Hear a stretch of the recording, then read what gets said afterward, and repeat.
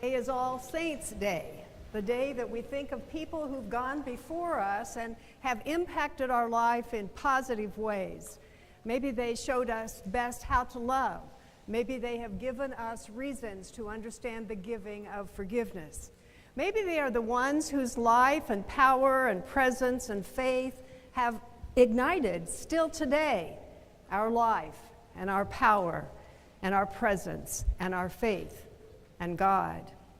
There are, however, saints among us, people with frailties just like mine, and dreams and faith and the reach of God through which comes us all. And those are people whose lives, when we're up close and personal to them, kind of bring out what's best within us. Yeah, there are saints among us. And that's one of the reasons that we have a call as this church to be followers of Jesus, who serve and love and include all people, no exceptions, because of who those people, many are, and how they then see themselves differently because they see people through whom's care comes out. You know, every Sunday we have 4 scriptures written, and we don't take time to say what was happening back then and what they meant was and where you might take this today. But if we did, those lectionary people that spend hours and years sometimes putting together just the right scriptures for us to read would tell us that if you looked at them together, all 4, they themselves have a germinal idea. Now, I'm going to tell you what I think the germinal idea is from each of our 4 scriptures. And it's a perfect one for All Saints' Day, both living and those who have walked on from this life. I'm going to pose that the germinal idea from all of those scriptures is God is right here in our midst, making a difference. Imagine that. More than 3,000 years ago, the Isaiah scripture, as it moves on through John and Psalms and Revelations of all places, imagine all of them making that line. God is right here in our midst, making a difference. I looked at some translations, and for instance, that John scripture that I think I preached on 6 weeks ago maybe, but talks about Lazarus being called out of the tomb, only it's from a different gospel reading, and it says to us that death is not forever. Yes, his sisters got to have him with them a little longer then, but the truth remains that death is not with us forever, that we are together with the God of life. Then there's the Isaiah scripture. God wipes away doom and tears from every face. God says yes, and we find our song once more. We find our song once more. Revelations, you don't hear a whole lot about Revelations from here, do you? It's got a lot of weird stuff in it. It takes a whole heap of understanding, and then it still seems weird. But you know what? This Revelation text, it's at the end of Revelations. And if something's at the end of Revelations, it's at the end of the whole Bible. And it doesn't have the same, you better be good because some people are going to be called up to God and you're going to be down here suffering. Doesn't have any of that. The left behind pop culture has written a lot of those stories, so more people know about Revelations than used to. But the end of Revelations is different. The end of the Revelations says, God comes right down to earth to live with us, where God always is, and we are never alone. You can see how easy it was to find God in our midst with that. And then there's that psalm. It's one of my favorites. Psalms 24 says, God wipes away doom and tears from every face. God says yes to us all. And the people of God find their song again. God right here in our midst with us always. None of us are ever alone. We are called to be followers of a Jesus that reflects and serves and includes that in the world, no exceptions. Now, if you're like me, you hear that. You might even get a twinge or two when it's read to you. But sometimes it's good to have that come before us with through someone else's story. And I'm going to tell you a little story that happened that I read about when I was 22 years old. I moved to Michigan, and that was a really nice little church in a really nice little town. But they didn't have any youth work being done. They had a pretty good children, little kids kind of thing, and the littles were cared for well, but no youth. And I said, you know what? You need a youth program. They said, we haven't got anybody to lead it. I said, I know who, and volunteered. And so they said, we'll send you for a weekend retreat, and you can kind of get acquainted with how here in Michigan we will probably see you playing that out. 22 years old, I already knew everything there was to know. But I went to the retreat anyway, and they gave me, when I was 22 years old, this book. This book is by Glenn Tex Evans, and the name of it is Life is Like That. Life is Like That. Glenn Tex Evans was a preacher, and when he was first in seminary, he was appointed to a little church. Glenn Tex Evans, to me, has been a hero of mine for a long time. I never met him. He probably wasn't even living maybe when I even got his book. But for me, he was a rock star. Imagine how excited I was to meet Calvin Brandenburg's dad, who was a best friend of my rock star. So it added to it. Now, if you see it's in a Ziploc bag, that's because I'm 22 years old, no longer. And I have 57 years carried this around with me wherever I happen to live. I'd like to tell you one story from that book. It's called Why Brother Gentry Whistles, a true story. A true story of a teacher in Oklahoma that lived there throughout all of his teaching years. And he was a wondrous man. He was a person who loved all of God's creatures, from bees to possums and all people, no matter how troublesome they might seem to some people. And when he retired, he moved to Appalachia, where his family had been born. He started teaching adult Sunday school class to this church where Glenn Tex Evans was appointed as a student minister. He said, you cannot believe the love that's in this man. You cannot believe the love. When he all of a sudden is talking about a scripture and it reminds him of some wondrous American poet or English poet, and he starts reciting it, and tears run down his cheeks. He's that kind of a man who loves the soil and animals and poetry almost as much as he loves people. Well, I was coming home from seminary, and I went downtown to the post office, and the postmaster said to me, have you ever been out to Brother Gentry's house in the daytime? I said, yes, as a matter of fact, I have. He said, well, when you were there, did you notice that Brother Gentry has an apple orchard, and he has a vegetable garden, and he has a rose garden, and he has all other kinds of flower garden, and he raises bees? Have you noticed that? He said, I noticed, yes, the Brother Gentry does love gardening. He said, well, have you noticed, if you were there, the Brother Gentry, if he was out working in any of his plots, have you noticed he's whistling? I said, well, I did come to think of it. I did notice Brother Gentry was a whistler. And he said, have you noticed, though, that he does not whistle a tune? That he whistles a long, loud tone. And then, so as not to add variety and not be boring, he has a lower tone and a higher tone all the time that he's out. I said, no, that had not occurred to me. And he said, let me ask you the real question I have for you. Do you know why Brother Gentry whistles? I said, I have no idea. He said, well, the next time you're there, you take a look on the back porch, and you'll find out why Brother Gentry whistles. I can tell you the very next day, as soon as my seminary classes were over, I hightailed it home. I walked outside of town to Brother Gentry's house, and I could hear, before I even saw him, the whistle. And it wasn't a tune after all. I followed the whistle, and when Brother Gentry saw me, he said, "I'm in my rose garden. You come out right now, and I'll clip for you a couple of my beautiful yellow roses, and you can take them home to your pretty wife." I took advantage of that. While he was choosing just the roses he wanted my wife to have, I turned around, and I looked on the back porch. I found out why Brother Gentry whistles. On the back porch was Mrs. Gentry.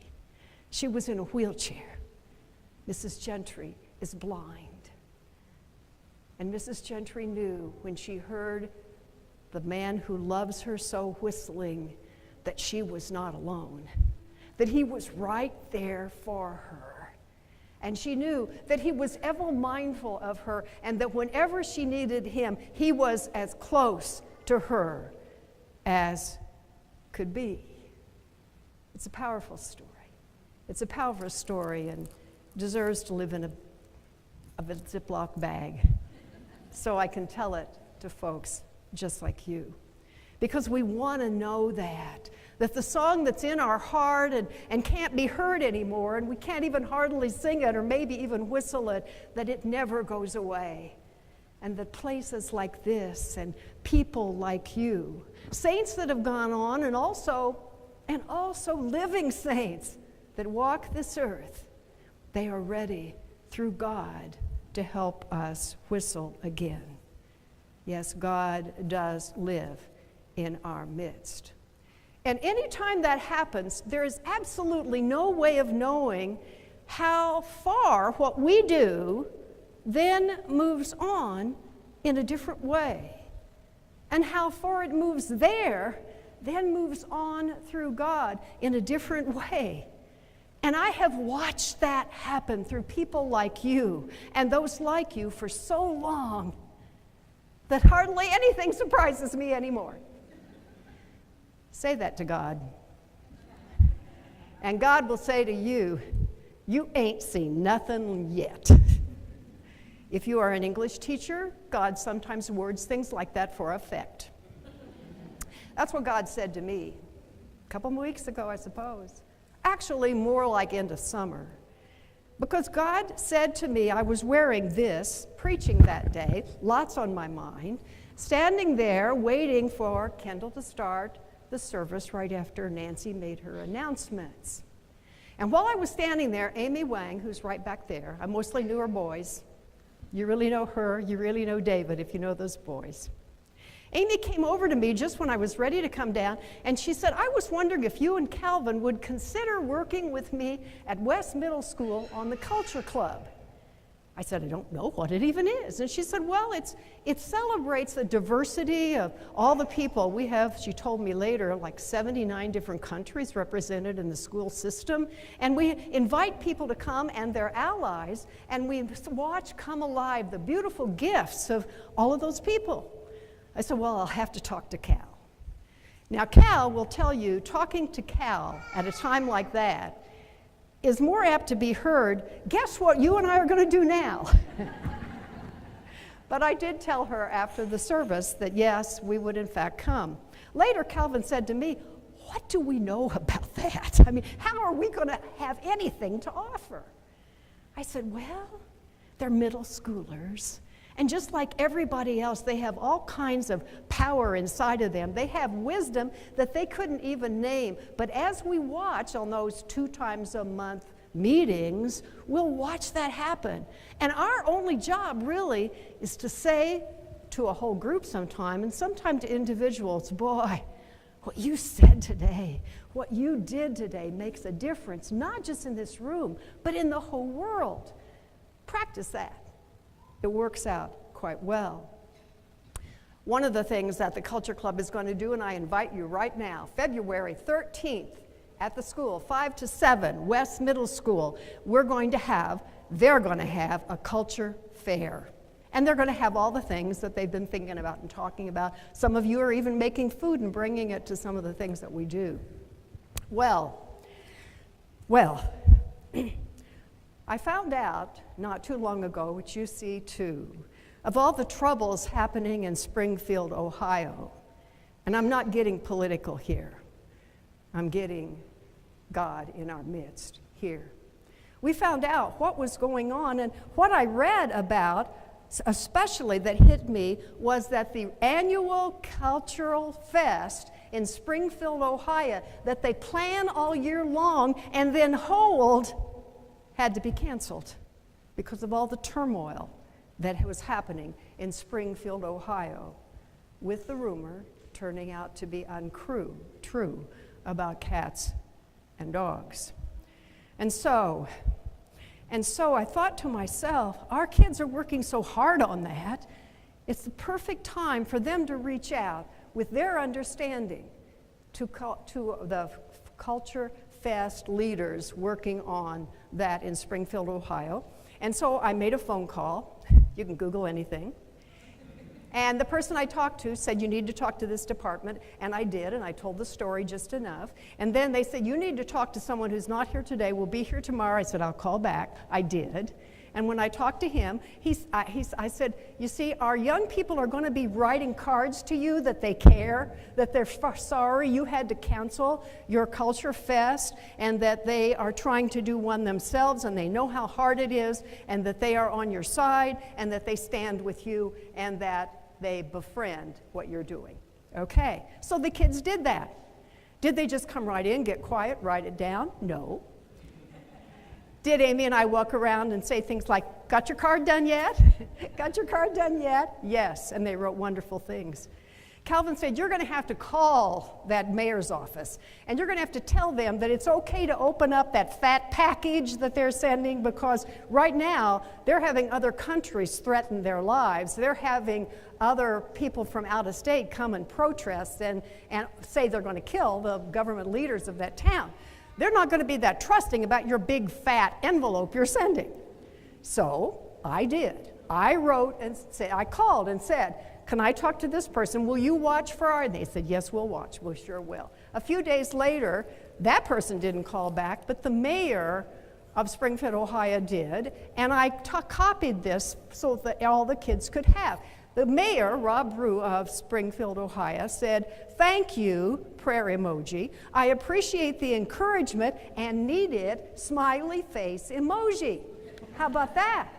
When I told the kids, they started to clap. They didn't have any idea what they were doing would reach that far. They just didn't have any idea. Isn't that wonderful? Done deal. No.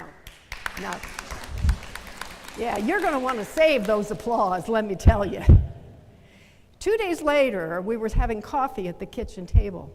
The phone rang, and I answered it.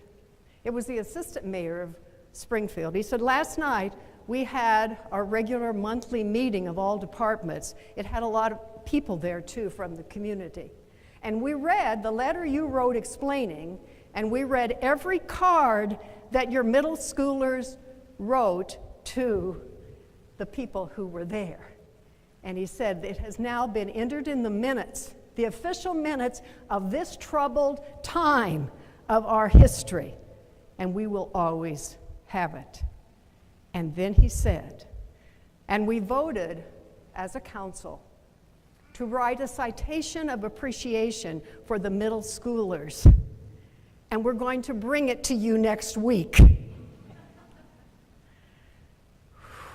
Yeah, and we did. Amy was there. Of course, we don't want this and could not ever have it discussed in a way that seemed political at all. And so they couldn't give it directly to the students at the school, but the associate mayor himself, who had been superintendent of schools in Springfield, Illinois, and a superintendent of school in Springfield, Ohio, understood all this, and he said, we'll give it to anybody who's there, who accepts it. And you can do with it as you may. And so Amy came. They let her get out of school early. She came. We asked Jim to come because he takes pictures. We asked Kim to come because she's genuinely charming. And the mayor and his wife, and it was presented. He reviewed for us, no matter what you think you know, it's been a whole lot worse to live through, let me tell you. And no matter how much you've already thought what your kids did matters, there is no way you know. He said, thank goodness, there were several people who sent emails and phone calls and letters, and we made sure everyone got responded back, but your kids knocked the socks off of what happened for us. I say that because I do want you to remember always that God is right in the midst of wherever you are, wherever we are, and that God makes a difference through us in ways we can't imagine. If I said to you, how many lives were shaped and claimed and rebirthed because of what happened from the middle school? You would name the school and the people there, and you would name Sunday morning here in the story. You would name it all. That's the way God works. So when we have Nancy telling us all the things we can do, Jen inviting us, when we have all the other ways that the places you reach out in life call us to be living saints, following our saints that have gone on, remember, we have no idea where it is that it will go. And so, God is right in the midst of wherever you are right now. It's right in the midst of wherever this church, in this gym, moving to another place, first of the year sometime. But what we know always is that God is in the business of teaching us again to sing our song.